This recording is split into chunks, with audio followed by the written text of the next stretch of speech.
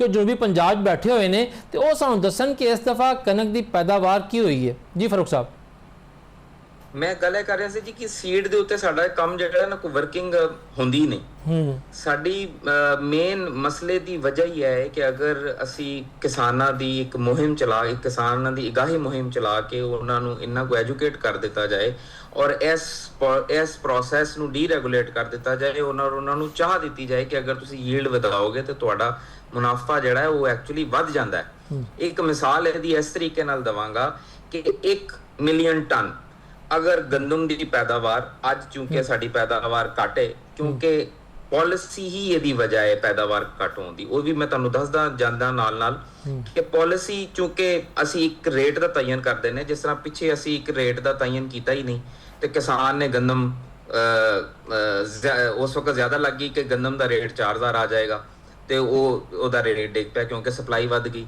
उस तो बाद उन्हें घट ला ली, फिर घट लाने तो बाद वो रेट अनाउंस कर दिता लेकिन वो पिछे पैदावार ही होनी नहीं हुई।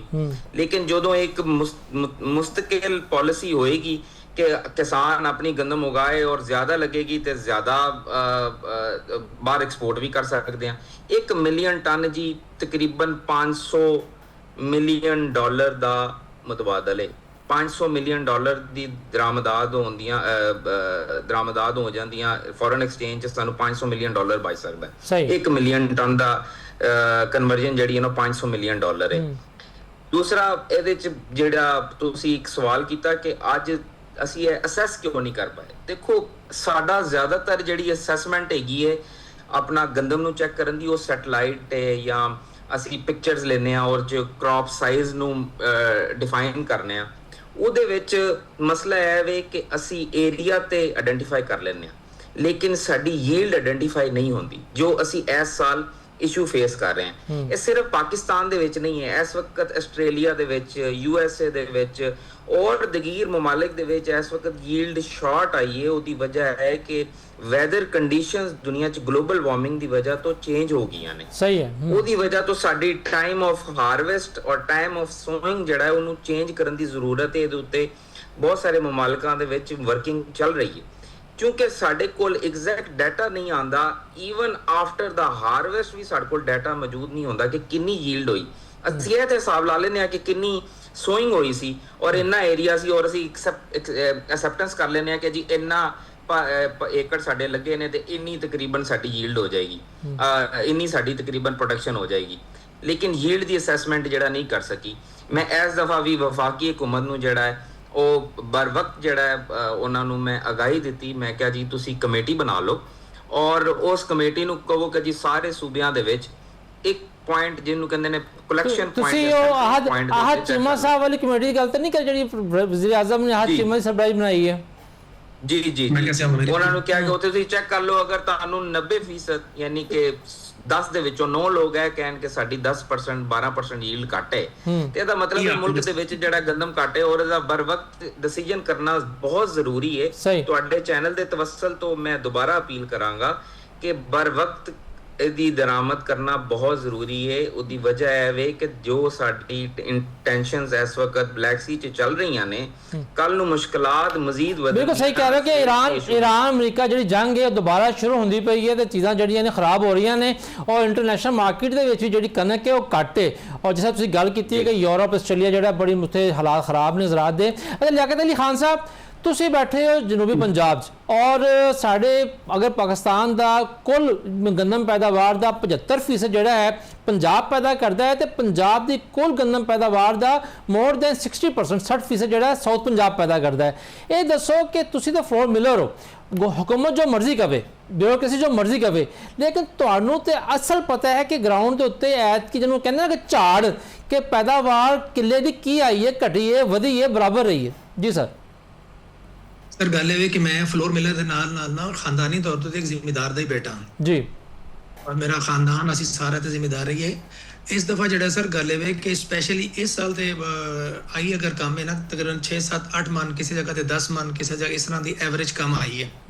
ਉਹਦੀ ਵਜ੍ਹਾ ਹੈ ਕਿ ਲਾਸਟ ਈਅਰ ਵੀ ਤੁਸੀਂ ਦੇਖੋ ਕਿ ਜਿਹੜਾ ਪ੍ਰੋਬਲਮ ਰਹੀ ਸੀ ਗੰਦਮ ਦਾ ਰੇਟ ਕਮ ਹੋ ਗਿਆ, ਕਾਸ਼ਤਕਾਰ ਨੂੰ ਪੈਸੇ ਨਹੀਂ ਮਿਲੇ ਔਰ ਉਹਦੇ 'ਚ ਆਪਣਾ ਉਹ ਖਾਦਾ ਨਹੀਂ ਕਰ ਸਕਿਆ। ਲੇਕਿਨ ਹਾਂ ਮਾਜ਼ੀ ਦਾ 10 ਸਾਲ ਤੋਂ ਵੀ ਚਲੇ ਜਾਈਏ ਤੇ ਉਹ ਸਾਨੂੰ ਉਹਦੀ ਐਵਰੇਜ ਅੱਛੀ ਨਹੀਂ ਆ ਰਹੀ, ਕਮ, ਲੇਕਿਨ ਇਸ ਦਫਾ ਉਹਦੀ ਪਰਸੈਂਟੇਜ ਜ਼ਿਆਦਾ ਹੋ ਗਈ ਕਿਉਂਕਿ ਕਾਸ਼ਤਕਾਰ ਗਰੀਬ ਹੁੰਦਾ ਚਲਾ ਜਾ ਰਿਹਾ, ਛੋਟਾ ਕਾਸ਼ਤਕਾਰ, ਉਹਨੂੰ ਤੇ ਪੈਸੇ ਨਹੀਂ ਮਿਲਦੇ। ਮਾਜ਼ੀ ਦੇ ਵੀ ਦੇਖੋ ਤੁਸੀਂ, ਗੰਦਮ ਦਾ ਰੇਟ ਜੋ ਵੀ ਹੁੰਦਾ ਸੀ ਉਹਨੂੰ ਉਸ ਤੋਂ ਕਮ ਪੈਸੇ ਮਿਲਦੇ ਰਹੇ ਨੇ, ਕਿਉਂਕਿ ਗਵਰਨਮੈਂਟ ਦਾ ਅਮਲ ਦਖਲ ਬਹੁਤ ਜ਼ਿਆਦਾ ਹੁੰਦਾ ਸੀ ਕਿ ਪਕੜ ਦਕੜ ਕਰਨੀ ਹੈ, ਉਹ ਮਜਬੂਰ ਹੈ ਕਿ ਉਹਨੇ ਗਵਰਨਮੈਂਟ ਨੂੰ ਮਹਿਕਮਾ ਖੁਰਾਕ ਨੂੰ ਹੀ ਗੰਦਮ ਦੇਣੀ ਹੈ, ਔਰ ਉਹ ਬਾਹਰ ਨਹੀਂ ਦੇ ਸਕਦਾ, ਉਹਨੂੰ ਬਾਹਰ ਦੀ ਅੱਛੀ ਪ੍ਰਾਈਵੇਟ ਜਗ੍ਹਾ ਤੇ ਕੀਮਤ ਮਿਲਦੀ ਹੈ, ਉਹ ਨਹੀਂ ਵੇਚ ਸਕਦਾ। ਇਸੇ ਵਜ੍ਹਾ ਨਾਲ ਅਸੀਂ ਡੀਰੈਗੂਲੇਟ ਦੀ ਗੱਲ ਕਰਨੇ ਆ, ਉਹ ਤੁਹਾਡਾ ਕਿਸਾਨ ਦਾ ਬਹੁਤ ਬੜਾ ਰੋਲ ਹੈ। ਅਗਰ ਉਹਨੂੰ ਆਪਣੀਆਂ ਫਸਲਾਂ ਦੀ ਕੀਮਤਾਂ ਅੱਛੀਆਂ ਮਿਲਣਗੀਆਂ, ਨਾ ਕਿ ਗੰਦਮ, ਨਾ ਕਿ ਫਲੋਰ ਮਿਲ, ਨਾ ਕਿ ਆਟਾ, ਤੁਸੀਂ ਇਸ ਤੋਂ ਬਾਹਰ ਨਿਕਲੋ, ਉਹਨੂੰ ਜਦੋਂ ਪੈਸਾ ਮਿਲੇਗਾ, ਖੁਸ਼ਹਾਲ ਹੋਏਗਾ, ਤਾਂ ਤੁਹਾਡੇ ਪਾਕਿਸਤਾਨ ਦੀ ਸਾਰੀ ਇੰਡਸਟਰੀ ਚਲੇਗੀ, ਕਿਉਂਕਿ ਉਹ ਕਾਰਾਂ ਵੀ ਖਰੀਦੇਗਾ, ਇਲੈਕਟ੍ਰॉनिक्स भी खरीदेगा, कपड़ा भी खरीदेगा,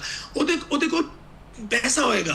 ਲੇਕਿਨ ਅਗਰ ਉਹ ਜਿਹਦੇ ਕੋਲ ਪੈਸਾ ਹੀ ਨਹੀਂ ਹੋਗਾ ਔਰ ਉਹ ਗੰਦਮ ਦੇ ਚੱਕਰ 'ਚ ਹੋਗਾ, ਤਾਂ ਗੰਦਮ ਤੋਂ ਡਿਸਾਰਟ ਹੋ ਕੇ ਉਹ ਮਕਈ ਚਲਾ ਜਾਏਗਾ, ਉਹ ਰਾਈਸ से ਚਲਾ ਜਾਏਗਾ, ਉਹ ਆਪਣੀ ਚੀਜ਼ਾਂ ਤੋਂ ਹਟ ਜਾਏਗਾ। ਹਾਂ, ਕੁਝ ਮਜਬੂਰ ਨੇ ਜਿਨ੍ਹਾਂ ਨੇ ਆਪਣੇ ਘਰਾਂ 'ਚ ਆਪਣੇ ਜ਼ਮੀਨਾਂ ਦੇ ਉੱਤੇ ਥੋੜੀ ਬਹੁਤ ਗੰਦਮ ਕਾਸ਼ ਕਰਨੀ, ਤੇ ਅਸੀਂ ਆਹਿਸਤਾ ਆਪਣੀ ਇਸ ਪਾਲਿਸੀ ਦੀ ਵਜ੍ਹਾ ਨਾਲ ਅਸੀਂ ਦੂਰ ਹੋ ਰਹੇ ਹਾਂ। ਔਰ ਤੁਸੀਂ ਦੇਖੋ ਇੰਪੋਰਟ ਗੰਦਮ ਜਿਹੜੀ ਕਰਨੀ ਹੈ ਸਾਡੀ ਇਸ ਟਾਈਮ ਜ਼ਰੂਰਤ ਬਣ ਚੁੱਕੀ ਹੈ, ਉਹਦੇ ਫੈਸਲੇ ਜਿਹੜੇ ਨੇ ਅਸੀਂ ਬਹੁਤ ਲੇਟ ਕਰ ਚੁੱਕੇ ਹਾਂ ਸਰ। ਵਜ੍ਹਾ ਹੈ ਕਿ ਜਦੋਂ ਦਾ ਐਸੋਸੀਏਸ਼ਨ ਵੀ ਗੱਲ ਕਰ ਰਹੀ ਹੈ, ਤੁਹਾਡੇ ਪ੍ਰੋਗਰਾਮ ਵੀ ਕਰ ਰਹੇ ਨੇ, ਬਾਹਰ ਬੜੇ ਚੀਜ਼ਾਂ ਇਹਦੇ ਤੇ ਲਿਖਿਆ ਵੀ ਜਾ ਰਿਹਾ ਹੈ ਕਿ ਐਵਰੇਜ ਕੰਮ ਹੈ ਔਰ ਇਹਦਾ ਫੈਸਲਾ ਕਰ ਲਈਏ। ਤੁਹਾਨੂੰ ਸਿਰਫ ਮੈਂ ਇਹਨਾਂ ਦੱਸਣਾ ਚਾਹਾਂਗਾ ਕਿ ਉਸ 1.5 ਮਹੀਨਾ ਪਹਿਲੇ ਤੋਂ ਤੁਸੀਂ ਦੇਖ ਲਓ ਕਿ $240 ਤੋਂ $35 ਦਾ ਰੇਟ ਸੀ, ਔਰ ਅੱਜ ਕਨਫਰਮ ਕਰ ਲਓ ਰੇਟ ਕੀ ਹੈ। ਹੈਲ ਆਫ ਡਿਫਰੈਂਸ। ਔਰ ਅਜੇ ਅਸੀਂ ਸੋਚਦੇ ਫਿਰ ਰਹੇ ਹਾਂ, ਅਜੇ ਅਸੀਂ ਮੀਟਿੰਗ ਦਾ ਇਨਕਾਦ ਕਰਦੇ ਫਿਰ ਰਹੇ ਹਾਂ, ਔਰ ਇਸ ਟਾਈਮ ਸਾਡੇ ਕੋਲ ਜਿਹੜਾ ਸੀਜ਼ਨ ਹੈ ਉਹ 9 ਮਹੀਨੇ ਦਾ ਬਕਾਇਆ ਸੀਜ਼ਨ ਹੈ, 9 ਮਹੀਨੇ। ਔਰ ਅਸੀਂ ਜੁਲਾਈ ਦੇ ਵਿੱਚ ਬੈਠ ਕੇ ਅਸੀਂ ਜਿਹੜੀ ਇਹ ਗ੍ਰੀਨ ਆਟਾ ਦੇ ਰਹੇ ਹਾਂ ਸਰ, ਇਹ ਵੀ ਅਸੀਂ ਗ੍ਰੀਨ ਆਟਾ ਬਹੁਤ ਕਮ ਤਾਦਾਦ ਦੇ ਰਹੇ ਹਾਂ, ਜਿਹਦੇ ਤੁਸੀਂ ਜ਼ਿਕਰ ਕੀਤਾ। ਮੈਂ ਉਹ ਇਸ ਵਾਰ ਬਾਤ ਹੈ ਖਾਨ ਸਾਹਿਬ, ਜਿਹੜਾ ਗਵਰਨਮੈਂਟ ਦੇ ਰਹੀ ਹੈ ਸਸਤਾ ਆਟਾ, ਉਹ ਕਹਿ ਲਓ ਨਾ ਕਿ ਬਿਲਕੁਲ ਨਾ ਹੋਣ ਦੇ ਬਰਾਬਰ ਹੈ ਸਰ। ਉਹਦੀ ਵਜ੍ਹਾ ਨਾਲ ਹੀ ਤੁਹਾਡੇ ਤੁਸੀਂ ਦੇਖ ਰਹੇ ਹੋ ਦੁਕਾਨਾਂ ਤੇ ਰਸ਼ ਹੈ। ਇਹ ਤੁਹਾਡਾ ਇਸ ਪਾਲਿਸੀ ਦੇ ਤਹਿਤ ਜੇ ਕੁਝ ਤੁਸੀਂ 10,000 ਟਨ ਦੇ ਦਿਓ, ਜਿੰਨਾ ਦੇ ਦਿਓ, ਇਹ ਰਸ਼ ਲੈਣਾ ਹੈ ਜਦੋਂ ਤੁਸੀਂ ਤਾਂ ਰੇਟ ਕਮ ਕਰੋਗੇ। ਜੋ ਹਮੇਸ਼ਾ ਤੋਂ ਕਿਹਾ ਹੈ, ਅੱਜ ਵੀ ਕਿਹਾ ਹੈ, ਗਵਰਨਮੈਂਟ ਅੱਜ ਵੀ ਸੰਭਲ ਜਾਏ ਔਰ ਟਾਰਗੇਟ ਸਬਸਿਡੀ ਤੇ ਚਲੀ ਜਾਏ, ਤੁਹਾਡੇ ਪਾਕਿਸਤਾਨ ਤੋਂ ਬੁਹਰਾਨ ਖਤਮ ਹੋ ਜਾਣਗੇ। ਸਾਡੀ ਤੁਸੀਂ ਦੇਖੋ ਇਸ ਪ੍ਰੋਕਿਉਰਮੈਂਟ ਤੋਂ ਲੈ ਕੇ ਔਰ ਆਟੇ ਦੇ ਐਂਡ ਨੈਕਸਟ ਪ੍ਰੋਕਿਉਰਮੈਂਟ ਤੱਕ ਤੁਸੀਂ ਦੇਖੋ ਤੁਹਾਡੀ ਮਸ਼ੀਨਰੀ ਕਿਤਨੀ ਇਸਤੇਮਾਲ ਹੋ ਰਹੀ ਹੈ, ਤੁਹਾਡਾ ਫੂਡ ਡਿਪਾਰਟਮੈਂਟ, ਤੁਹਾਡਾ ਇੰਤਜ਼ਾਮੀਆ, ਤੁਹਾਡੀ ਕਿਤਨੀ ਫੋਰਸਿਸ ਬਣਾਤੀਆਂ ਗਏ ਨੇ, ਯਾਨੀ ਕਿ ਉਹਨਾਂ ਨੂੰ ਇੱਕੋ ਹੀ ਕੰਮ ਰਹਿ ਗਿਆ ਸਿਰਫ ਕਿ ਤੁਸੀਂ ਜਿਹੜੀ ਰੋਟੀ ਹੈ ਨਾ ਉਹਨੂੰ 14 ਰੁਪਏ ਤੇ ਲੈ ਕੇ ਆਣਾ ਹੈ, ਆਟਾ ਤੁਸੀਂ ਕਮ ਕਰਨਾ ਹੈ, ਜਿਹੜਾ ਕਿ ਅਸੀਂ ਉਹਦੇ 'ਚ ਮਾਜ਼ਰਤ ਨਾਲ ਕਾਮਯਾਬ ਨਹੀਂ ਹੋ ਰਹੇ। ਅਸੀਂ ਜਿਤਨੀ ਸਖਤੀਆਂ ਕਰਾਂਗੇ, ਹੁਣ ਤੁਸੀਂ ਦੇਖੋ ਇਸ ਵਕਤ ਵੀ ਜਿਤਨੀਆਂ ਸਖਤੀਆਂ ਹੋ ਰਹੀਆਂ ਨੇ, बढ़ ਰਹੀਆਂ ਨਾ, ਕਿਉਂਕਿ ਆਹਿਸਤਾ ਦਿਨ ਗੁਜ਼ਰ ਰਹੇ ਨੇ। ਗੰਦਮ ਅਵੇਅਰਨੈਸ ਇਤਨੀ ਹਰ ਇਨਸਾਨ ਨੂੰ, ਤੁਹਾਡੇ ਮੰਡੀਆਂ 'ਚ ਅਵੇਅਰਨੈਸ ਹੈ, ਕਾਸ਼ਤਕਾਰ ਨੂੰ ਹੈ, ਉਹਨਾਂ ਨੂੰ ਪਤਾ ਹੈ ਕਿ ਜੀ ਗੰਦਮ ਇਸ ਟਾਈਮ ਕੰਮ ਹੈ, ਔਰ ਗੰਦਮ ਜਿਹੜੀ ਹੈ ਇੰਪੋਰਟ ਦੇ ਵਾਸਤੇ ਵੀ ਬੜੇ ਮੁਸ਼ਕਿਲਾਤ ਨੇ, ਗਵਰਨਮੈਂਟ ਇਹਦੇ ਸੰਜੀਦਾ ਨਹੀਂ ਹੈ। ਤੇ ਜ਼ਾਹਿਰ ਹੈ ਉਹ ਜਿਹੜੀ ਗੰਦਮ ਹੈ ਅਗਰ ਕਿਤੇ ਹੈ ਵੀ ਸਹੀ ਤੇ ਉਹ ਆਪਣਾ ਰੇਟ ਦਾ ਇੰਤਜ਼ਾਰ ਹੋ ਰਿਹਾ ਕਿ ਜੀ 5,000 ਰੇਟ ਹੋਏਗਾ। ਕਿਆ ਅਸੀਂ ਸਿਰਫ ਗੰਦਮ ਦੇ ਵਿੱਚ ਹੀ ਛਾਪੇ ਮਾਰਦੇ ਫਿਰਾਂਗੇ? ਕਿਆ ਅਸੀਂ ਜਾ ਕੇ ਮਿਲਾਂ ਦੇ ਅੰਦਰ ਹੀ ਛਾਪੇ ਮਾਰਾਂਗੇ? ਕਿਆ ਅਸੀਂ ਜਾ ਕੇ ਉਸ ਆਪਣੇ ਟਾਰਗੇਟ ਨੂੰ ਅਚੀਵ ਕਰਨ ਵਾਸਤੇ ਇੱਕ ਪਾਲਿਸੀ ਅੱਛੀ ਬਣਾ ਕੇ ਉਹ ਟਾਰਗੇਟ ਅਚੀਵ ਨਾ ਕਰ ਲਈ ਕਿ ਅਸੀਂ ਜਾ ਕੇ तमाम ਕਮਿਊਨਿਟੀਜ਼ ਨੂੰ, ਚਾਹੇ ਉਹ ਫਾਰਮਰ ਹੈ, ਚਾਹੇ ਉਹ ਮਿਲਰ ਹੈ, ਚਾਹੇ ਉਹ ਦੁਕਾਨਦਾਰ ਹੈ, ਚਾਹੇ ਉਹ ਜਿਹੜਾ ਮਰਜ਼ੀ ਹੋਲਡਰ ਹੈ, ਅਸੀਂ ਸਿਰਫ ਉਹਨੂੰ ਜਾ ਕੇ ਖਰਾਬ ਕਰੀਏ, ਉਹਦੇ ਨਾਲ ਲੜਾਈਆਂ ਕਰੀਏ, ਉੱਥੇ ਆਪਣੇ ਇੱਕ ਇਤਮਾਦ ਦਾ ਫੁਕਤਾਨ ਪੈਦਾ ਹੋ ਜਾਂਦਾ ਹੈ। ਇਸ ਇੰਡਸਟਰੀ 'ਚ ਵੀ ਇਤਮਾਦ ਦਾ ਫੁਕਤਾਨ ਹੈ, ਫਾਰਮਰ ਨੂੰ ਵੀ ਇਤਮਾਦ ਦਾ ਫੁਕਤਾਨ ਹੈ। ਔਰ ਤੁਸੀਂ ਦੇਖੋ ਇੱਕ ਹੋਰ ਮੈਂ ਗੱਲ ਕਰਾਂਗਾ ਕਿ ਜਦੋਂ ਗੰਦਮ ਦਾ ਇਸ ਸਾਲ ਗਵਰਨਮੈਂਟ ਬੜੀ ਖੁਸ਼ ਹੈ ਔਰ ਅੱਛੀ ਗੱਲ ਹੈ, ਹੋਣਾ ਵੀ ਚਾਹੀਦਾ ਕਿ ਪਿਛਲੇ ਸਾਲ ਤੋਂ ਬਹੁਤ ਅੱਛਾ ਰੇਟ ਮਿਲ ਗਿਆ ਸਰ। ਉਸ ਰੇਟ ਦੇ ਵਿੱਚ ਕਿਸਾਨ ਦੇਖੋ, ਕਿਸਾਨ ਨੂੰ ਐਤਕੀ ਫਾਇਦਾ ਹੋਇਆ ਹੈ ਸਰ, ਹੋਇਆ ਹੈ, ਲੇਕਿਨ ਉਹਦੇ ਮੈਂ ਗੁਜ਼ਾਰਿਸ਼ ਕਰਾਂਗਾ ਕਿ ਉਹਦੇ ਫਾਇਦੇ 'ਚ ਰੋਲ ਕੀਤਾ ਹੈ, ਜ਼ਰਾ ਇਹ ਤਾਂ ਮੈਨੂੰ ਦੱਸੋ। ਹਕੂਮਤ ਦਾ ਨਹੀਂ ਹੈ, ਹਕੂਮਤ ਦਾ ਨਹੀਂ ਹੈ, ਤੁਹਾਡਾ ਹੋ ਸਕਦਾ ਹੈ, ਸਟਾਕਿਸ ਦਾ ਹੋ ਸਕਦਾ ਹੈ, ਬਾਕੀਆਂ ਦਾ ਨਹੀਂ ਹੈ। ਦੇਖੋ ਹੁਣ ਅਗਰ ਸਟਾਕਿਸ ਨੂੰ ਜਾਂ ਤੇ ਪਹਿਲੇ ਪਲਾਨ ਕਰਦੇ, ਨਾ ਕਰ ਲੈਣ ਦਿੰਦੇ, ਨਾ ਰਾਈਸ ਮਿਲਾਂ ਨੂੰ, ਨਾ ਸ਼ੈਲਰਸ ਨੂੰ, ਨਾ ਕਿਸੇ ਹੋਰ ਨੂੰ, ਨਾ ਪ੍ਰਾਈਵੇਟ ਬੰਦੇ ਨੂੰ ਕਿ ਜੀ ਉਹ ਨਹੀਂ ਲੈ ਸਕਦਾ। ਅਗਰ ਉਹਨਾਂ ਨੇ ਲਿਆ ਤੇ ਜ਼ਿੰਮੇਦਾਰ ਨੂੰ ਰੇਟ ਮਿਲਿਆ, ਅਗਰ ਇਹ ਲੋਕ ਕੋਈ ਤਬਕਾ ਨਾ ਲੈਂਦਾ, ਅਗਰ ਅਸੀਂ ਲੋਕ ਵੀ ਨਾ ਲੈਂਦੇ, ਤੇ ਫਿਰ ਗੰਦਮ 2,000 ਰੁਪਏ 'ਚ ਵਿਕਣੀ ਸੀ। ਲਿਹਾਜ਼ਾ ਤੁਹਾਡੇ ਪ੍ਰੋਗਰਾਮ ਦੀ ਵਜ੍ਹਾ ਨਾਲ ਮੇਰੀ ਲਾਈਫ ਦਾ ਬਹੁਤ ਸਾਰਾ ਹਿੱਸਾ ਇਸੇ ਚੀਜ਼ ਤੇ ਗੁਜ਼ਰ ਗਿਆ ਹੈ ਕਿ ਪਾਲਿਸੀ ਨੂੰ ਮੈਚਿਓਰ ਕਰ ਲਈਏ ਪਾਕਿਸਤਾਨ ਵਾਸਤੇ, ਪਾਕਿਸਤਾਨ ਦੀ ਆਵਾਮ ਵਾਸਤੇ, ਆਪਣੇ ਫਾਰਮਰ ਵਾਸਤੇ, ਆਪਣੀ ਇੰਡਸਟਰੀ ਵਾਸਤੇ, ਜਿਹੜਾ ਕਿ ਬਹੁਤ ਬੜਾ ਮੇਜਰ ਰੋਲ ਅਦਾ ਕਰਦੇ ਨੇ ਇਸ ਮੁਲਕ ਦੀ ਮਈਸ਼ੀਅਤ ਦੇ ਵਿੱਚ ਔਰ ਇਸ ਮੁਲਕ ਦੇ ਟੈਕਸੇਸ਼ਨ ਦੇ ਵਿੱਚ। ਉਹਨਾਂ ਵਾਸਤੇ ਇੱਕ ਪਾਲਿਸੀ ਬਣਾ ਲਈਏ, ਕਾਸ਼ ਅਸੀਂ ਵੀ ਦੇਖ ਸਕੀਏ। ਅੱਛਾ ਲਿਆਕਤ ਖਾਨ ਸਾਹਿਬ, ਤੁਸੀਂ ਪਹਿਲੇ ਗੱਲ ਕੀਤੀ ਸੀਗੀ, ਜੋ ਗੱਲ ਕਰਦੇ ਹੋਏ ਕਿ ਸਬਸਿਡੀ ਜਿਹੜੀ ਖਤਮ ਹੋਣੀ ਚਾਹੀਦੀ ਔਰ ਫਲੋਰ ਮਿਲਣਾ ਜਿਹੜਾ ਹੈ ਉਹ ਅੱਗੇ ਵਧਣਾ ਚਾਹੀਦਾ ਹੈ, ਲੇਕਿਨ 30 ਸਾਲ ਦੇ ਕਰੀਬ ਮੈਨੂੰ ਵੀ ਹੋ ਗਏ ਤੁਹਾਨੂੰ ਸਭ ਨੂੰ ਦੇਖਦੇ ਹੋਏ, ਇੰਡਸਟਰੀ ਨੂੰ ਦੇਖਦੇ ਹੋਏ। ਮੰਨ ਲਿਆ ਕਿ ਪਿਛਲੇ 3-4 ਸਾਲਾਂ ਦੇ ਵਿੱਚ ਜਿਹੜਾ ਹੈ IMF ਦੇ ਦਬਾਅ ਦੇ ਉੱਤੇ ਔਰ ਸਾਡੇ ਜਿਹੜੀ ਇਸਟੈਬਲਿਸ਼ਮੈਂਟ ਹੈ ਉਹਦੇ ਦਬਾਅ ਦੇ ਉੱਤੇ ਜਿਹੜਾ ਹੈ ਇਹ ਸਬਸਿਡੀ ਦਾ ਸਿਲਸਿਲਾ ਖਤਮ ਹੋਇਆ, ਕਿਉਂਕਿ ਇਹ ਤੇ ਇੱਕ ਓਪਨ ਸੀਕ੍ਰੇਟ ਹੈ ਕਿ ਗੰਦਮ ਦੇ ਉੱਤੇ ਸਬਸਿਡੀ ਜਿਹੜੀ ਸੀ ਉਹ ਮੈਗਾ ਕਰਪਸ਼ਨ ਹੈ ਸੀ। ਖੁਦ ਵਜ਼ੀਰ ਆਲਾ ਪੰਜਾਬ ਮਰੀਮ ਨਵਾਜ਼ ਸਾਹਿਬਾ ਵੀ ਕਹਿ ਚੁੱਕੀਆਂ ਹੋਈਆਂ ਨੇ ਕਿ ਖਰਬਾਂ ਰੁਪਏ ਦੀ ਕਰਪਸ਼ਨ ਹੋਈ ਹੈ। ਲੇਕਿਨ ਲਿਆਕਤ ਅਲੀ ਖਾਨ ਸਾਹਿਬ, ਤੁਸੀਂ ਚੌਂਕਾ ਸਿਰਫ ਫਲੋਰ ਮਿਲਰ ਨਹੀਂ ਹੋ, ਤੁਸੀਂ ਫਲੋਰ ਮਿਲਰ ਇੰਡਸਟਰੀ ਦੇ ਜਿਹੜੇ ਹੋ ਨਾ, ਤੁਸੀਂ ਗਰੁੱਪ ਲੀਡਰ ਵੀ ਹੋ, ਵੱਡਾ ਨਾਂ ਹੈ, ਤੁਹਾਡੀ ਗੱਲ ਜਿਹੜੀ ਸੁਣੀ ਜਾਂਦੀ ਹੈ। ਕੀ ਵਜ੍ਹਾ ਹੈ ਕਿ ਅੱਜ ਵੀ 450-500 ਮਿਲ ਜਿਹੜੀ ਬੰਦ ਪਈ ਹੋਈ ਹੈ, ਜਿਨ੍ਹਾਂ ਦੇ ਕੋਈ ਇੰਨੇ ਵਸਾਇਲ ਨਹੀਂ ਹੈ ਕਿ ਜਨਾਬ ਵਾਲੀ ਉਹ ਮਾਰਕੀਟ 'ਚ ਆਪਣਾ ਆਟਾ ਦੇਣ ਉਧਾਰ ਦੇ ਉੱਤੇ, ਉਹ ਸਾਰੀ ਜ਼ਿੰਦਗੀ ਉਹ ਚੱਲੇ ਨੇ ਕੋਟੇ ਦੇ ਉੱਤੇ, ਉਹ ਅੱਜ ਵੀ ਕੋਸ਼ਿਸ਼ ਕਰ ਰਹੇ ਨੇ ਵਿੱਚ ਐਸੋਸੀਏਸ਼ਨ ਨੂੰ ਵਿੱਚ ਲੈ ਕੇ ਕਿ ਕਿਸੇ ਤਰ੍ਹਾਂ ਦੁਬਾਰਾ ਜਿਹੜਾ ਹੈ ਕਿ ਬੁਹਰਾਨ ਆਵੇ ਔਰ ਦੁਬਾਰਾ ਕੋਟਾ ਸਿਸਟਮ ਸ਼ੁਰੂ ਹੋਵੇ। ਤੁਹਾਡੀ ਇੰਡਸਟਰੀ ਜਿਹੜੀ ਬੰਦ ਪਈ ਹੈ ਉਹ ਕਿਉਂ ਕੋਟੇ ਦਾ ਇੰਤਜ਼ਾਰ ਕਰ ਰਹੀ ਹੈ, ਕਿਉਂ ਨਹੀਂ ਆਪਣੇ ਜ਼ੋਰੇ ਬਾਜ਼ੂ ਦੇ ਉੱਤੇ ਅੱਗੇ ਵਧਦੀ ਪਈ? ਸਰ ਉਹਦੀ ਵਜ੍ਹਾ ਇਹ ਵੇ ਕਿ ਅਸੀਂ ਮਾਜ਼ੀ ਦੇ 15-20 ਸਾਲ ਪਿੱਛੇ ਚਲੇ ਜਾਈਏ ਤੇ ਸਾਡੀ ਜਿਹੜੀ ਇੰਡਸਟਰੀ ਸੀ ਤਕਰੀਬਨ ਕੋ 300-350 ਫਲੋਰ ਮਿਲਰ ਸਨ, ਔਰ ਅਸੀਂ ਕਿਉਂਕਿ ਕੋਟਾ ਸਿਸਟਮ ਉਦੋਂ ਵੀ ਸੀ, ਅਸੀਂ ਉਦੋਂ ਹੀ ਰਿਕਾਰਡ ਤੇ ਚੀਜ਼ਾਂ ਨੇ ਇਸ ਵਕਤ ਵੀ ਅਸੀਂ ਕਹਿੰਦੇ ਹੁੰਦੇ ਸਾਂ ਕਿ ਇਹਨੂੰ ਡੀਰੈਗੂਲੇਟ ਕੀਤਾ ਜਾਏ, ਇਹ ਆਜ਼ਾਦ ਇੰਡਸਟਰੀ ਹੋਣੀ ਚਾਹੀਦੀ ਹੈ ਔਰ ਜਿਹਦੇ ਵਿੱਚ ਸਾਰਿਆਂ ਨੂੰ ਫਾਇਦਾ ਹੋਏਗਾ। ਲੇਕਿਨ ਗੱਲ ਇਹ ਕਿ ਇੰਡਸਟਰੀ ਦੇ ਜੋ ਕੋਟਾ ਸਿਸਟਮ ਆਇਆ ਉਹਦੇ ਮੁxtਲਿਫ ਸਿਆਸੀ ਗਵਰਨਮੈਂਟਾਂ ਨੇ ਇਹਨੂੰ ਥੋੜਾ ਜਿਹਾ ਪੋਲਿਟਿਸਾਈਜ਼ ਵੀ ਕਰ ਲਿਆ ਔਰ ਆਟੇ ਨੂੰ, ਔਰ ਉਹਦੀ ਵਜ੍ਹਾ ਨਾਲ ਇੰਡਸਟਰੀ बढ़ना ਸ਼ੁਰੂ ਹੋ ਗਈ। ਉਹ ਕੋਟਾ ਨੂੰ ਮੈਂ ਤੇ ਆਪਣੇ तमाम ਇਜਲਾਸਾਂ ਦੇ ਵਿੱਚ ਜਿਹੜੇ ਸਾਡੇ ਹਰ ਸਾਲ ਹੁੰਦੇ ਨੇ, ਸਾਡੀਆਂ ਮੀਟਿੰਗਸ ਹੁੰਦੀਆਂ ਨੇ, ਮੈਂ ਹਮੇਸ਼ਾ ਇੱਕ ਗੱਲ ਕਰਨਾ, ਮੈਂ ਕਹਿਣਾ ਕਿ ਅਸੀਂ ਕਰੋੜਾਂ ਰੁਪਏ ਮਿਲ ਲਗਾਉਂਦੇ ਸਾਂ, ਹੁਣ ਸ਼ਾਇਦ ਉਹ ਅਰਬਾਂ ਚਲੀ ਗਈ ਹੈ, ਬਿਲੀਅਨਸ ਚ ਚਲੀ ਗਈ ਹੈ। ਅਸੀਂ 300 ਟਨ ਦਾ ਯੂਨਿਟ ਲਗਾਉਂਦੇ ਹਾਂ, 300 ਟਨ ਦੀ ਪ੍ਰੋਡਕਸ਼ਨ ਦਾ ਯੂਨਿਟ ਲਗਾ ਕੇ ਅਸੀਂ ਉਹ ਵਿਸਾਖੀਆਂ ਦਾ ਸਹਾਰਾ ਲੈਣੇ ਆ ਜਿਹੜੀਆਂ ਕਿ 3 ਤੋਂ 4 ਜਾਂ 5 ਘੰਟੇ ਦਾ ਕੋਟਾ ਹੈ। तो देखो कोटा अगर तुम कोटा कहोगे तो लाहौर या पिंडी इस्लामाबाद अगर कोटा होएगा तो बाकी शहर तो मतलब 3-4 घंटे तो ज्यादा कोटा ही नहीं है जी। ਅਸੀਂ इतना पैसा खर्च करके कोटा देखो सर गल है कि जो पॉलिसी नहीं होएगी, जो डीरेगुलेट हो चुकी होएगा, ਜਿਹੜੀਆਂ ਮਿਲਾਂ ਅਗਰ ਬੰਦ ਨੇ ਇਹਨੂੰ ਗਵਰਨਮੈਂਟ ਨੂੰ ਬੈਨ ਲਗਾਉਣਾ ਚਾਹੀਦਾ ਸੀ। ਅਸੀਂ ਰਿਕੁਐਸਟਾਂ ਮਿੰਨਤਾਂ ਕੀਤੀਆਂ ਕਿ ਇਹਨੂੰ ਅਸੈਂਬਲੀਆਂ 'ਚ ਕੋਸ਼ਿਸ਼ਾਂ ਕੀਤੀਆਂ ਕਿ ਇਹਨੂੰ ਬੈਨ ਲਗਾ ਦਿਓ, ਇਹ ਸਾਡੀ ਜ਼ਰੂਰਤ ਤੋਂ 400 ਟਾਈਮਸ ਜ਼ਿਆਦਾ ਹੋ ਚੁੱਕੀ ਹੈ। ਇਹ ਦੇਖੋ ਇਹ ਸਭ ਤੋਂ ਇਹ ਹੈ ਪੁਆਇੰਟ ਜੋ ਤੁਸੀਂ ਗੱਲ ਕਰ ਰਹੇ ਹੋ ਕਿ ਜਿੰਨੀ ਜ਼ਰੂਰਤ ਹੈ ਪੰਜਾਬ ਦੀ ਜਾਂ ਪਾਕਿਸਤਾਨ ਦੀ ਉਸ ਤੋਂ ਕਈ ਗੁਣਾ ਜ਼ਿਆਦਾ ਲੱਗ ਚੁੱਕੀ ਹੈ। ਫਾਰੂਕ ਸਾਹਿਬ, ਇਸ ਗੱਲ ਦੇ ਉੱਤੇ ਤੁਹਾਡੇ ਮੈਂ ਜਵਾਬ ਚਾਹਾਂਗਾ ਕਿ ਇਸ ਟਾਈਮ ਪੰਜਾਬ ਦੀ ਗੱਲ ਕਰੀਏ ਤਾਂ ਪੰਜਾਬ ਤਕਰੀਬਨ 1250 ਫਲੋਰ ਮਿਲ ਹੈ, ਜਿਹਦੇ ਵਿੱਚੋਂ 400-450 ਬੰਦ ਪਈ ਹੋਈ ਹੈ। ਤੁਸੀਂ ਮਾਸ਼ਾਅੱਲਾ ਖੁਦ ਜਿਹੜੇ ਹੈ ਉਹ ਹਿਸਾਬ ਕਿਤਾਬ ਦੇ ਬੜੇ ਮਾਹਰ ਹੋ। ਐਕਚੁਅਲੀ ਜਿਹੜੀ ਸਾਡੀ ਇੰਡਸਟਰੀ ਹੈ ਉਹ ਕਿਉਂ ਵਧੀ ਇਸ ਤਰ੍ਹਾਂ? ਕਿਆ ਇਹ ਗੱਲ ਠੀਕ ਹੈ ਕਿ 2018-19 ਤੋਂ ਲੈ ਕੇ ਤੇ 2021-22 ਤੱਕ ਜਿਹੜਾ ਹੈ ਉਹ ਕੋਟੇ ਦੀ ਵਜ੍ਹਾ ਤੋਂ ਮਿਲਾਂ ਜਿਹੜੀਆਂ ਨਵੀਆਂ ਲੱਗਦੀਆਂ ਗਈਆਂ, ਬਾੜੀਆਂ ਇਨਹਾਂਸ ਹੁੰਦੀਆਂ ਰਹੀਆਂ, ਇਹ ਪ੍ਰੋਬਲਮ ਉਦੋਂ ਹੀ ਪੈਦਾ ਹੋਈ ਹੈ?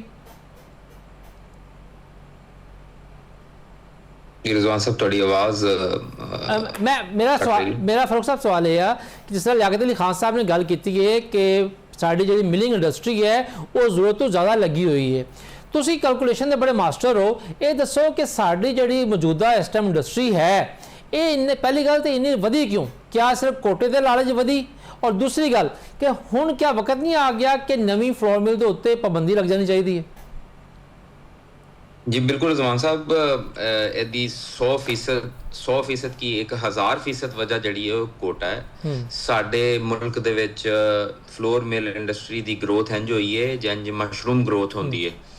ਉਹਦੀ ਵਜ੍ਹਾ ਹੈ ਵੇ ਕਿ ਤੁਸੀਂ ਇਹ ਦੇਖੋ ਕਿ ਪਾਕਿਸਤਾਨ ਦੇ ਵਿੱਚ ਤਕਰੀਬਨ ਇਸ ਵਕਤ ਤਕਰੀਬਨ 350% ਫਲੋਰ ਮਿਲ ਇੰਡਸਟਰੀ ਜਿਹੜੀ ਹੈ ਜ਼ਿਆਦਾ ਹੈ। ਅਗਰ ਮੈਂ ਤੁਹਾਨੂੰ ਬਿਲਕੁਲ ਨੰਬਰ ਅਗਰ ਮੈਂ ਤੁਹਾਨੂੰ ਸਹੀ ਦਵਾਂ ਤੇ 3,60,000 ਟਨ ਪਰ 3,60,000 ਮੈਟ੍ਰਿਕ ਟਨ ਪਰ ਡੇ ਦੀ ਕਪੈਸਿਟੀ ਜਿਹੜੀ ਹੈ ਇਸ ਵਕਤ ਪਾਕਿਸਤਾਨ ਦੇ ਵਿੱਚ ਮੌਜੂਦ ਹੈ, ਜਿਹਦਾ ਗ੍ਰੈਂਡਿੰਗ ਕਪੈਸਿਟੀ, ਪਸਾਈ ਦੀ, ਕਣਕ ਪੀਣ ਦੀ ਗ੍ਰੈਂਡਿੰਗ ਕਪੈਸਿਟੀ। ਤੁਸੀਂ ਇਹ ਜਿਹਦਾ ਆਸਾਨ ਲਫ਼ਜ਼ਾਂ ਦੇ ਵਿੱਚ ਮਤਲਬ ਹੈ ਵੇ ਕਿ ਅਗਰ ਸਾਰੀ ਇੰਡਸਟਰੀ ਚੱਲ ਜਾਵੇ ਤੇ ਪੂਰੇ ਮੁਲਕ ਦੀ ਜਿੰਨੀ ਗੰਦਮ ਦਾ ਸ਼ੇਅਰ ਪ੍ਰਾਈਵੇਟ ਸੈਕਟਰ ਦੇ ਵਿੱਚ ਆਉਂਦਾ ਹੈ ਜੋ ਕਿ 50-55% ਹੁੰਦਾ ਹੈ, ਅਸੀਂ 30 ਦਿਨ ਦੇ ਵਿੱਚ ਪੂਰੇ ਮੁਲਕ ਦੀ ਗੰਦਮ 30 ਦਿਨ ਦੇ ਵਿੱਚ ਗ੍ਰਾਈਂਡ ਕਰ ਸਕਦੇ ਹਾਂ। ਸਹੀ। ਕੋਟੇ ਨੇ ਡਿਵੀਜ਼ਨ ਪੈਦਾ ਕੀਤੀ, ਇੱਕ ਮਿਲ ਲਾ ਰਿਹਾ ਹੈ, ਉਹਦੀ 14 ਬਾਡੀਆਂ ਦੇ ਉੱਤੇ ਉਹਨੂੰ ਕੋਟਾ ਮਿਲਦਾ ਸੀ, ਉਹ ਜਿੰਨੇ 14 ਲਾ ਲੀਆਂ ਉਹਨੂੰ 300 ਬੋਰੀ 400 ਬੋਰੀ ਜੋ ਵੀ ਵਕਤਨ ਫਵਕਤਨ ਕੋਟੇ ਦਾ ਤਾਇਨ ਹੋ ਰਿਹਾ, ਉਹਨੂੰ 14 ਬਾਡੀਆਂ ਤੇ ਉਹਨੂੰ 14 ਬਾਡੀਆਂ ਦੇ ਉੱਤੇ ਕੋਟਾ ਮਿਲ ਗਿਆ। ਉਹਨੇ ਬੇਸ਼ੱਕ ਅੱਜ ਮਿਲ ਲਾਈ ਹੈ ਤੇ ਭਾਵੇਂ 50 ਸਾਲ ਤੋਂ ਲੱਗਾ ਹੈ। ਉਹਦਾ ਮਕਸਦ ਹੀ ਸਿੱਧਾ ਹੱਲ ਹੋ ਗਿਆ, ਕਿਉਂਕਿ ਉਹਦੇ ਉੱਤੇ ਹਰ ਚੀਜ਼ ਕੈਲਕੂਲੇਟਡ ਹੁੰਦੀ ਹੈ, ਮਾਰਕੀਟ ਦੇ ਵਿੱਚ ਸਪਲਾਈ ਕਰਨਾ ਹੈ ਔਰ ਆਸਾਨ ਹੋ ਜਾਂਦਾ ਹੈ। ਜਦਕਿ ਪਿਓਰ ਕੰਪੀਟੀਸ਼ਨ ਮਾਰਕੀਟ ਦੇ ਵਿੱਚ ਇਹ ਤੁਸੀਂ ਐਗਜ਼ਾਮਪਲ ਪੂਰੀ ਦੁਨੀਆ ਦੇ ਵਿੱਚ ਕਿੱਥੇ ਨਹੀਂ ਵੇਖੋਗੇ ਕਿ ਕੋਟੇ ਸਿਸਟਮ ਦੇ ਉੱਤੇ ਚੱਲਦਾ ਹੋਇਆ ਸਿਸਟਮ। ਕੋਟਾ ਸਿਸਟਮ ਛੱਡਣਾ ਪਏਗਾ, ਉਹਦੀ ਸਾਡੇ ਕੋਲ ਬਹੁਤ ਵੱਡੀ ਜਿਹੜੀ ਸਾਡੇ ਸਾਹਮਣੇ ਐਗਜ਼ਾਮਪਲ ਮੌਜੂਦ ਹੈ। ਉਹ ਦੇਖੋ ਜੀ, ਕਿਸੇ ਵਕਤ ਦੇ ਵਿੱਚ ਘਿਓ ਦੇ ਵੀ ਕੋਟੇ ਹੁੰਦੇ ਸਨ, ਅੱਜ ਦੇਖੋ ਸਾਡੀ ਪਾਮ ਆਇਲ ਦੀ ਜਾਂ ਕੁਕਿੰਗ ਆਇਲ ਦੀ ਇੰਡਸਟਰੀ ਅੱਜ ਕਿੱਥੇ ਚਲੀ ਗਈ ਔਰ ਕਿੰਨੀ ਟੈਕਸੇਸ਼ਨ, ਹਾਈ ਟੈਕਸੇਸ਼ਨ ਦੇ ਵਿੱਚ ਦੇ ਰਹੇ ਨੇ। ਰਾਈਸ ਦੇ ਉੱਤੇ ਵੀ ਕੋਟੇ ਹੁੰਦੇ ਸਨ, ਪਰ 20 ਸਾਲ ਪਹਿਲੇ ਪਿੱਛੇ ਚਲਾ ਜਾਵਾਂ ਮੈਂ ਤੇ ਰਾਈਸ ਦਾ ਤੇ ਕੋਈ ਬ੍ਰਾਂਡ ਹੀ ਨਹੀਂ ਹੁੰਦਾ ਸੀ, ਉਹ ਗੱਲਾਂ ਮੰਡੀਆਂ ਦੇ ਨਾਮ ਤੋਂ ਜੀ ਹੋਰ ਕੀ ਰਾਈਸ ਚਾਵਲ ਵਿਕਦਾ ਹੁੰਦਾ ਸੀ। ਹੁਣ ਅੱਜ ਦੇਖੋ ਕਿ ਉਹਨਾਂ ਦੀ ਐਕਸਪੋਰਟ ਜਿਹੜੀ ਹੈ ਪਾਕਿਸਤਾਨ ਦੀ $3.6 ਬਿਲੀਅਨ ਹੈ, ਕਿਉਂਕਿ ਮੌਕਾ ਮਿਲਦਾ ਹੈ ਤੇ ਤਦ ਹੀ ਇਨਸਾਨ ਨੂੰ, ਕਿਸਾਨ ਨੂੰ, ਇੰਡਸਟਰੀ ਨੂੰ ਵਧਣ ਦਾ ਮੌਕਾ ਵੀ ਮਿਲਦਾ ਹੈ। ਮੌਕਾ ਇਹ ਹੀ ਹੈ ਕਿ ਕੋਟੇ ਤੋਂ ਹਟ ਜਾਣਾ ਚਾਹੀਦਾ ਹੈ। ਇੰਡਸਟਰੀਆਂ ਦੇ ਫਲੋਰ ਮਿਲ ਇੰਡਸਟਰੀ ਪਾਕਿਸਤਾਨ 'ਚ ਹੋਰ ਨਹੀਂ ਲੱਗਣੀ ਚਾਹੀਦੀ, ਬਲਕਿ ਇਹਨਾਂ ਇੰਡਸਟਰੀਆਂ ਨੂੰ ਜਿਹੜੀ ਸਾਡੀ ਬੰਦ ਪਈਆਂ ਇਹਨਾਂ ਸੇ ਮੌਕਾ ਪੈਦਾ ਕਰਨਾ ਚਾਹੀਦਾ ਹੈ। ਸਾਨੂੰ ਇੰਪੋਰਟ ਫॉर ਐਕਸਪੋਰਟ 'ਚ ਜਾਣਾ ਚਾਹੀਦਾ ਹੈ ਤਾਂ ਕਿ ਮੁਲਕ ਦੀ ਨੈਸ਼ਨਲ ਫੂਡ ਸਿਕਿਉਰਿਟੀ ਦਾ ਮਸਲਾ ਵੀ ਹੱਲ ਹੋ ਸਕੇ ਤੇ ਜਿੰਨੀ ਇੰਡਸਟਰੀ ਪਾਕਿਸਤਾਨ ਦੇ ਵਿੱਚ ਇੰਨਾ ਸਰਮਾਇਆਕਾਰੀ ਹੋਈ ਹੈ, ਇਹ ਤੋਂ ਜ਼ਰਾ ਮੁਬਾਦਲਾ ਵੀ ਪੈਦਾ ਕੀਤਾ ਜਾ ਸਕੇ ਔਰ ਇਹਦੇ ਉੱਤੋਂ ਇੰਪਲੋਇਮੈਂਟ ਵੀ ਕ੍ਰੀਏਟ ਹੋਏਗੀ। ਜਿਹੜੀ ਬੰਦ ਇੰਡਸਟਰੀ ਆਖਰ ਉਹਦੇ ਵਿੱਚ ਮਜ਼ਦੂਰ ਵੀ ਤੇ ਕੰਮ ਕਰਦਾ ਹੈ। ਹਕੂਮਤ ਦਾ ਇਹ ਵੀ ਤੇ ਇੱਕ ਮੋਟਿਵ ਹੈਗਾ ਕਿ ਆਪਣਾ ਅਸੀਂ ਇੰਪਲੋਇਮੈਂਟ ਕ੍ਰੀਏਟ ਕਰੀਏ, ਲੋਕ ਖੁਸ਼ਹਾਲ ਹੋਣ। ਉਹ ਸਾਡੇ ਕੋਲ ਇੰਨਾ ਵੱਡਾ ਸਰਮਾਇਆ ਲੱਗਾ ਹੈ, 350%, ਤਕਰੀਬਨ 3 ਮੁਲਕਾਂ ਨੂੰ ਅਸੀਂ ਆਟਾ ਫਰਾਹਮ ਕਰ ਸਕਦੇ ਹਾਂ। ਔਰ ਇੱਕ ਮੈਂ ਤੁਹਾਡੇ ਚੈਨਲ ਦੇ ਤਵੱਸਲ ਤੋਂ ਆਵਾਮ ਨੂੰ ਇਹ ਦੱਸਣਾ ਚਾਹਾਂਗਾ ਕਿ ਸਿਰਫ ਆਟਾ ਜਿਹੜਾ ਅਸੀਂ ਜਿਸ ਤਰ੍ਹਾਂ ਰੈਗੂਲਰ ਆਟਾ ਜਿਹੜਾ ਸਾਡਾ ਜਿਹੜਾ ਸਬ ਕੰਟੀਨੈਂਟ ਦੀ ਫੂਡ ਹੈ ਔਰ ਦੁਨੀਆ ਦੇ ਵਿੱਚ, ਕਿਉਂਕਿ ਪਾਕਿਸਤਾਨੀ, ਇੰਡੀਅਨ ਔਰ ਐਸੇ ਮਮਾਲਿਕ ਜਿਹੜੇ ਰੋਟੀ ਖਾਂਦੇ ਨੇ, $260 ਬਿਲੀਅਨ ਦੀ ਮਾਰਕੀਟ ਹੈ, ਜਿਹਦੇ ਵਿੱਚ ਸਾਡਾ ਸ਼ੇਅਰ 0 ਹੈ। ਸਹੀ ਹੈ, ਇਹ ਬੜੀ ਅਹਿਮ ਗੱਲ ਕੀਤੀ ਹੈ ਕਿ ਸਾਡਾ ਇੰਟਰਨੈਸ਼ਨਲ ਮਾਰਕੀਟ ਸ਼ੇਅਰ 0 ਹੈ।